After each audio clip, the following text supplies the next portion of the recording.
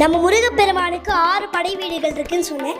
இந்த 6 படை வீடுகளுக்கும் இல்லாத ஒரு தனிச்சிறப்பு நம்ம திருப்பரங்குன்றத்துக்கு ஒரு இருக்கு. அது என்னதுன்னா, நம்ம திருப்பரங்குன்றத்துல மட்டும்தான் முருகப்பெருமானோட சேர்த்து எல்லா சுவாமிகளையும் நம்ம தரிசிக்கலாம்.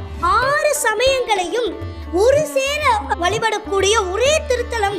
இந்த கதைகள், கந்தபுராணம், சூரசம்ஹாரம் இந்த மாதிரி கேட்கும்போது முருகப்பெருமானுடைய வீரமும் அவருடைய கருணையான மனசும் அதெல்லாம் பற்றி நான் கதைகள் கேட்கும்போது அவர் எப்படி கருணையாக இருக்கார்.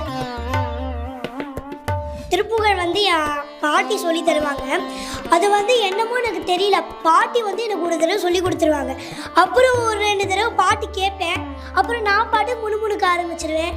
அப்புறம் அடுத்த நாளே எனக்கு ஒரு மேஜிக் மாதிரி அடுத்த நாளே நான் பாடிடுவேன். வணக்கம்மா. திருச்செந்தூர்